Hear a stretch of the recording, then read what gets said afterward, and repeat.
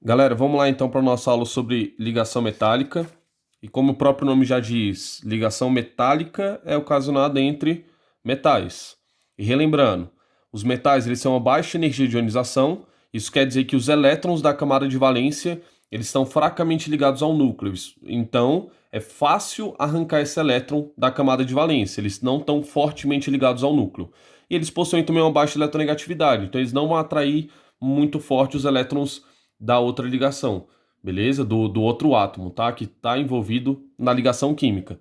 Então, não vai acontecer nenhuma transferência de elétrons, nenhum compartilhamento propriamente dito de elétrons. Então, a gente fala que a ligação metálica, a teoria que é utilizada para o ensino médio, é que é feita através de um mar de elétrons. Eu tenho, então, cátions metálicos, que esses cátions metálicos eles vão estar imersos em uma nuvem eletrônica, tá? Essa nuvem eletrônica é composta por elétrons livres, justamente pelo fato da baixa energia de ionização, e esses elétrons vão estar deslocalizados.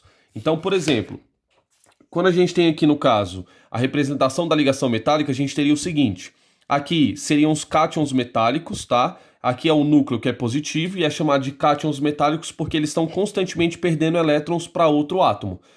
E, consequentemente, quando um cara perde elétron, ele é um chamado de cátion.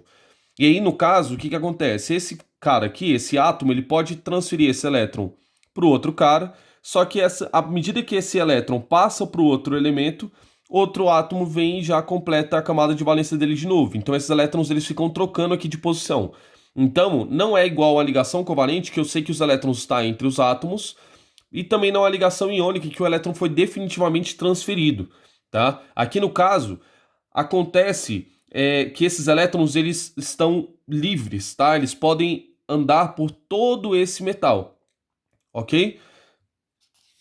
Esses metais eles são organizados como retículo cristalino, assim como a ligação iônica, por exemplo, em algumas substâncias covalentes.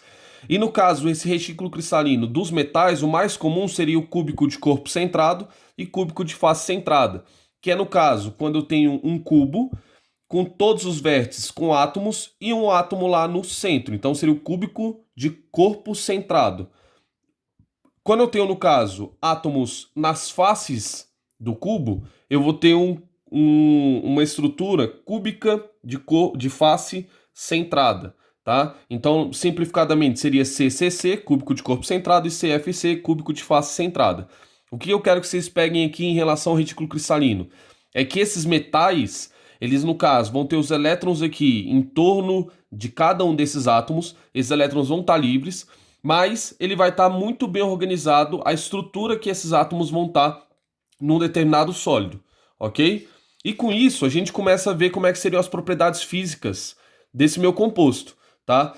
No caso, quando eu tenho uma substância metálica, se a gente for pensar na temperatura de fusão e ebulição, como ele é composto por um retículo cristalino, consequentemente o que eu vou ter? Eu vou ter que a maioria, no caso, quase todos esses metais vão estar no estado sólido, ou seja, eles têm temperatura de fusão e ebulição muito alta, tá? Por exemplo, uma lâmpada é feita de tungstênio, né? Aquele filamento onde aquece a alta temperatura é feita de tungstênio. E no caso, na hora que eu passo corrente elétrica por ali, aquele meu metal ele começa a aquecer e aí ele começa a emitir luz, tá? E aí, no caso, o que acontece? À medida que o tempo vai se passando, aquele metal vai se desgastando e aí a lâmpada queima quando aquele filamento ele se rompe, tá? E aí não tem mais condução de corrente elétrica. O único metal, no caso, que não seria sólido, seria o mercúrio, nas condições normais de temperatura e pressão, né? Que seria, no caso, o mercúrio no estado líquido. Mas a gente tem outros metais também, por exemplo, o galho, que ele tem uma temperatura de fusão e ebulição muito baixa. Então, se a gente colocar esse metal na mão, por exemplo, ele já derrete facilmente. Em relação à condutividade elétrica desses caras, como eles têm elétrons livres, então a gente tem aqui a estrutura simplificada, né, desse mar de elétrons. Como a gente tem, no caso, esses elétrons livres, o que seria condução de corrente elétrica? Seria eu colocar aqui diferença de potencial, um lado positivo, outro lado negativo, e esses elétrons vão fluir de um lado para outro, tá? Então eu consigo fazer com que esses elétrons, pelo fato de eles estarem livres, eles fluam de um lado para o outro desse meu material, consequentemente promovendo uma condução de corrente elétrica. Outra situação também é a questão da condução de temperatura, tá? Condução térmica. Que no caso, quando eu começo a aquecer, por exemplo, esse metal, eu vou vibrar esse metal, vou começar a vibrar esse metal e, consequentemente, os elétrons que estão aqui.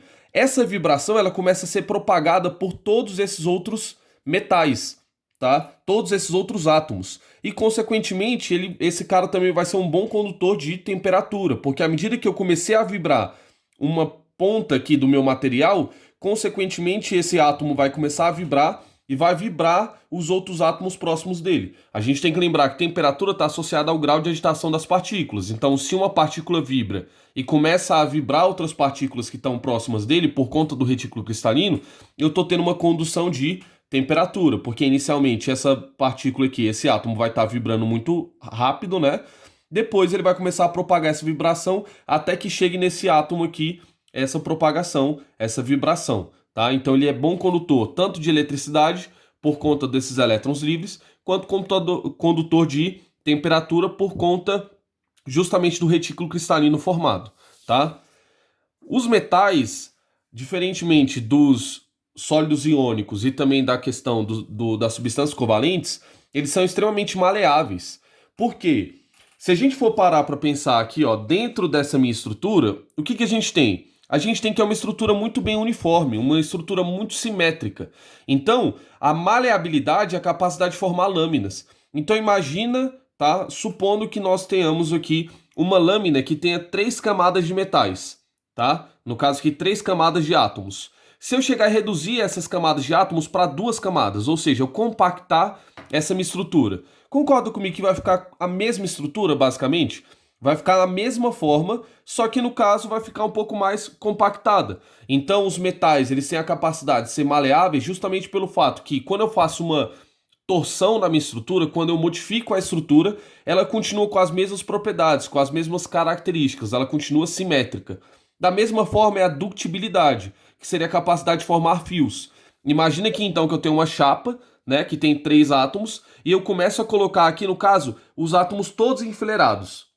Concorda comigo que a gente também vai ter as mesmas características, as mesmas simetrias que tinha no meu sólido anterior, tá? Uma coisa importante aqui em relação ao retículo cristalino é que essa parte aqui que eu estou falando de cúbico de corpo centrado, cúbico de face centrada, seria a minha célula unitária, que seria então a parte do meu sólido que poderia se repetir diversas vezes para formar o meu sólido cristalino maior, beleza? Minha estrutura geral.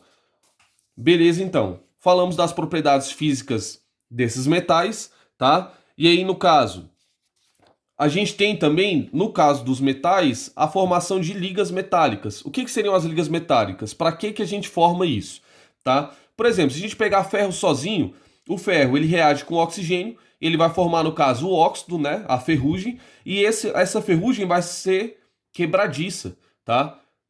E então, por exemplo, eu vou construir um portão é feito somente de ferro. Se eu não fizer nada para prevenir essa formação da ferrugem, esse portão meu vai ficar quebradiço, que não é a minha ideia, né? O portão normalmente é para uma proteção.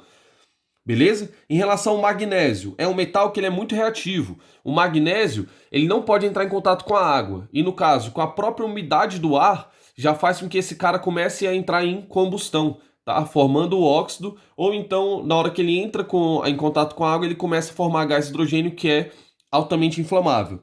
Ouro e prata são metais muito macios. E no caso, o crômio e o irídio são excessivamente duros. Tá? Então, no caso, tem metais que são muito macios, tem metais que são excessivamente duros. O que a gente tem que lembrar é que os metais é a maior parte da tabela periódica. Então, eles têm propriedades que vão variar bastante, tá? Mas, no geral, eles vão ter um brilho metálico característico, eles vão ter alta temperatura de fusão e ebulição, condutividade elétrica e térmica, tá? Altamente maleáveis e altamente dúcteis, tá?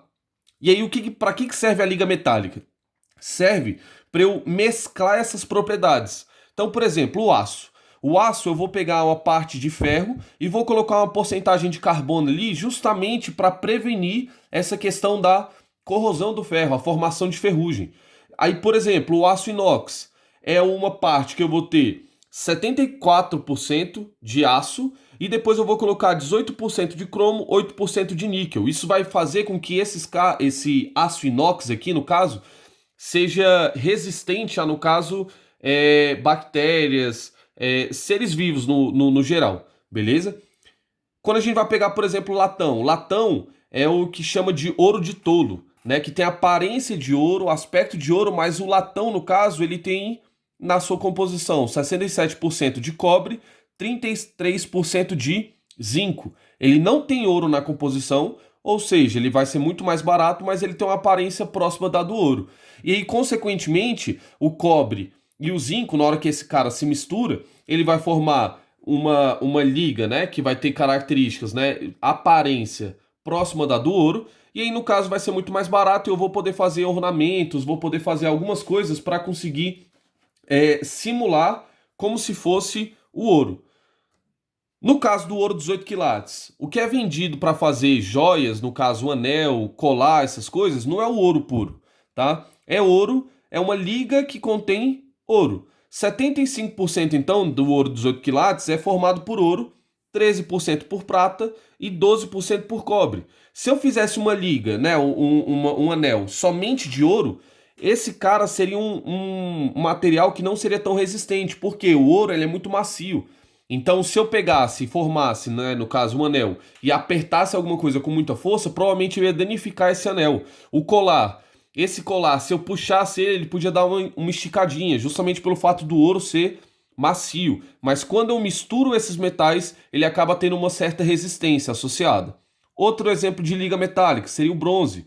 O bronze, no caso, tem 90% de cobre e 10% de estanho. E o bronze, no caso, ele tem uma coloração muito característica, ele tem uma certa resistência por conta dessa mistura aqui. Antigamente, o bronze era utilizado para fazer armaduras, escudos, essas coisas. E existem vários outros tipos de ligas metálicas que são utilizados, por exemplo, na aviação, para fazer, vamos supor, uma aeronave espacial. Eu preciso de uma composição de metais muito específica para que eu consiga resistir à passagem para a atmosférica, né? A passagem da atmosfera.